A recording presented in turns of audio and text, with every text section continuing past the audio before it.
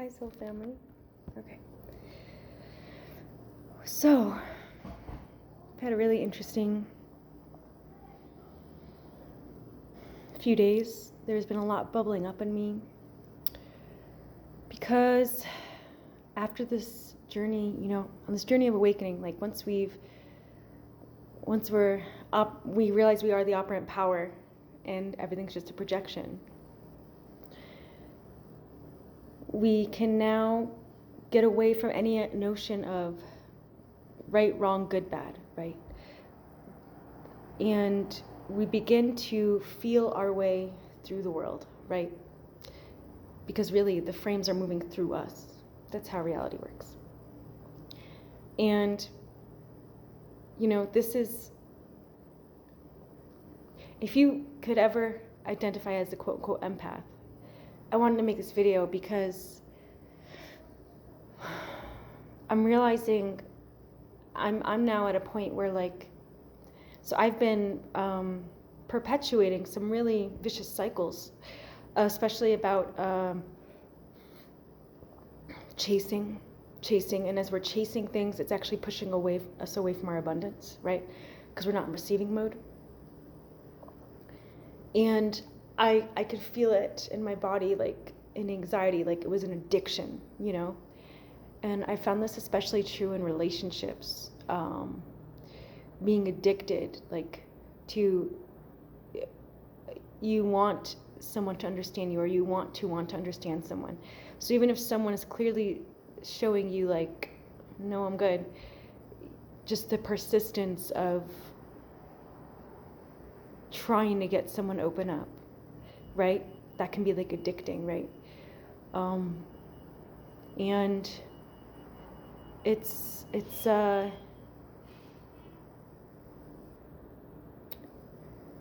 so interesting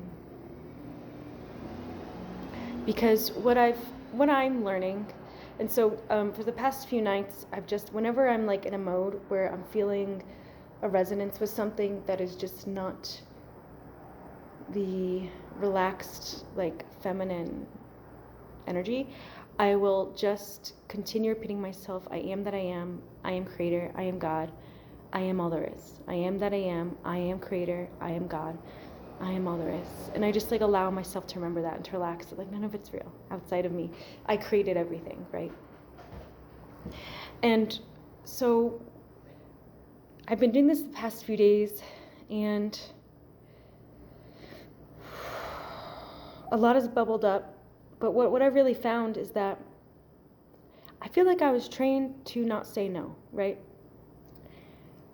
I learned to not say no a very long time ago, right? And I continued creating experiences for myself to perpetuate that as a fact. And I learned that so that anxiety response to continue to get something from someone, right? That's it's definitely not love.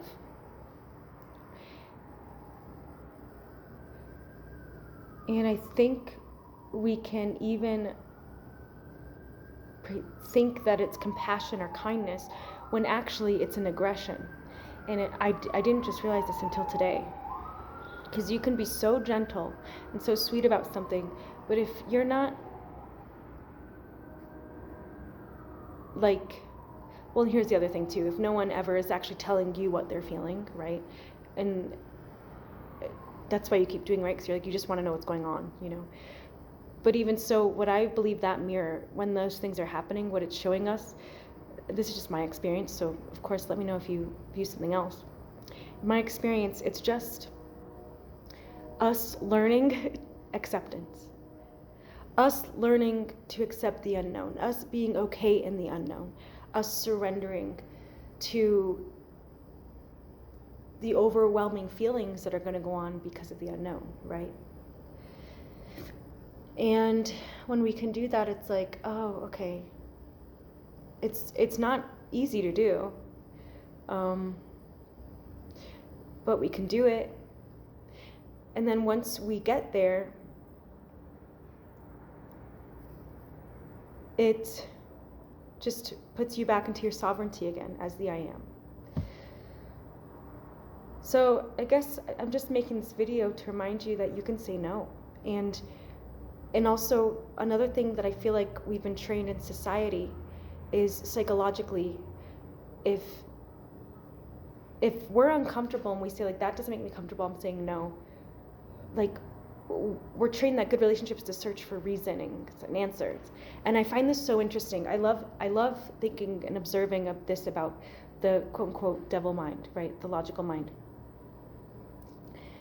So we're trained that asking questions and engaging and managing everything with the mind, like that's caring. But when our mind is trying to manage everything and manage other people's emotion or manage our own emotions, that's just busyness. It's just psychology. That's just ego. It's just ego. It's nothing good or bad or caring or not caring, right? And so I just found that so interesting because I like really had a chance to observe this. And this is why I find it difficult to enter into relationships after spiritual awakening. When you're like saying goodbye to the ego functioning mind, you know, and a mind as a functioning mind, but not with the ego, with practical non-duality, right? So you're not without judgment. It's such an incredible thing to enter relationships, and again without judgment, right? And it's going to bring up all this chaos, all these things that want to stay alive. But what I've learned is if we can hang in there and just watch it go, it might feel like it's spiraling a bit.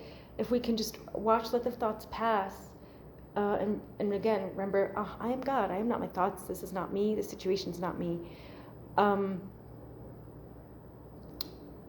be in that awareness of I am. We can then remember to be connected to our intuition so that it's not our ego mind making decisions for us, right? Because when it's our ego mind making decisions for us, sometimes we can be disconnected from our heart, or we're disconnected from other energies,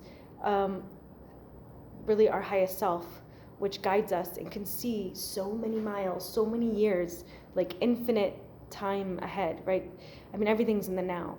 So it's really just seeing dimensions that we can't. So I always imagine whenever I feel an intuitive pull in me, I always imagine that is my highest self, like on a fire tower. You know, have you ever been hiking and you see like those wooden fire towers and you can climb up the stairs and go on it and just look out for miles and miles? I feel like that's the higher self, like it's there looking out for me, you know, and it sends these signals, you know, through our spirit, through our bodies. And if we can detect those, we're going to detect those more and more once we let go of the judgmental mind. But it's really about trusting yourself and not being afraid of letting anyone down, not being afraid of disappointing anyone. Because there is something, what I found is that we're also like tasked with things that are greater than our reasoning and our understanding. So if we feel an intuitive nudge to go one way or the other, like go with the nudge, because the invisible precedes the seen. And yeah, I mean, I've been practicing that many years, but I know we all have stories of that, right? Like of car accidents we avoided, or whatever, even good things like, oh, I nudged to go this way. And Florence Scovelton shares stories all the time about following a nudge, and then all of a sudden there's like a big jackpot at the end, you know? So yeah, just some perspective, because especially if we've been considered to be empaths, we can detect these feelings a lot more.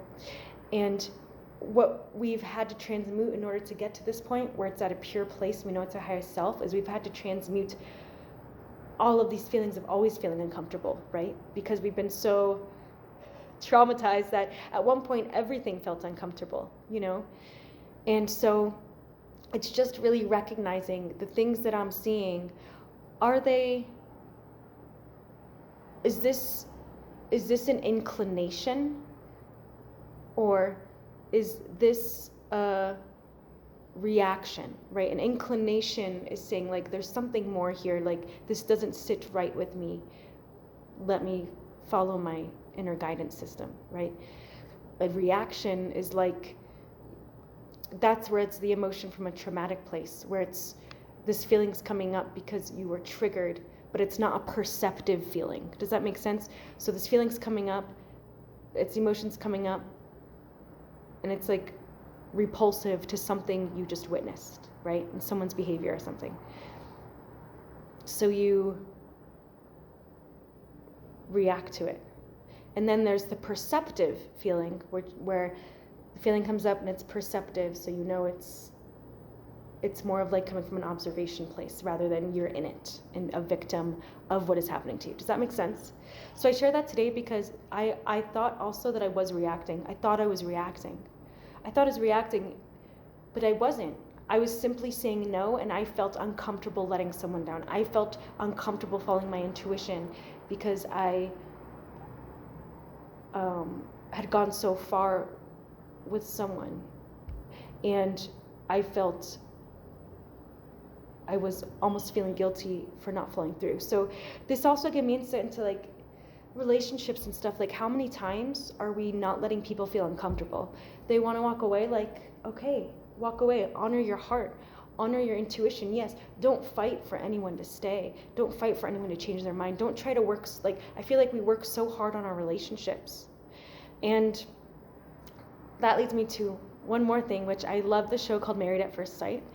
But as I was watching it, it made me really sad recently because you could see all the couples after they got married, they got stuck in their ego mind, and it became, I can't be happy until you're this way. You have to do this, and then I'll love you. You'll like, it was all like just trying to control and manage the relationship. Like, that's not love. That's not what I believe a relationship is. When I hear the word relationship, I believe relationship is, no, it's not us managing our feelings. Like, yes, please say your feelings, because so I know where you stand and I know why you're acting a certain way or something. But we're not here to service each other's feelings, right? We're not here to massage the feelings and make you feel good. That's not what I'm sorry, but feelings are here literally to help us serve our highest selves, right?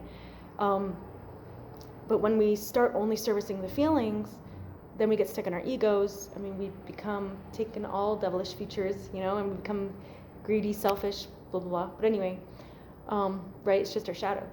But so to me, a relationship is just a choice. Like, you're choosing to listen and understand because you want to love that person correctly, right? Like, a relationship is making yourself known. And by yourself, it's really just the ego, because none of us actually exists, right? But let me listen. I want to understand you. I want to correct my perception of you. I want my perception to match what you think of you. I don't want my perception to be what I think of you, right? That's I think the function of a relationship. So we communicate and everything. But all that to say, just such a freaking wild journey, dude. Like, and I love it. I love being in this position. I'm so grateful to be like in the I am awareness and to understand what reality is and to understand the world and its illusions. So all this to say, trust yourself. And if you do feel like you need help discerning, like understanding, like identifying the help between discernment in your body versus reacting in your body, let me know. You can contact me through email. I'd love to help you. You can, email's the best way, but I do have memberships now to work with people. And thanks for listening. This is a longer video than usual, but I appreciate you being here, sharing your comments, and I'm glad we can be on this journey together. See you next time.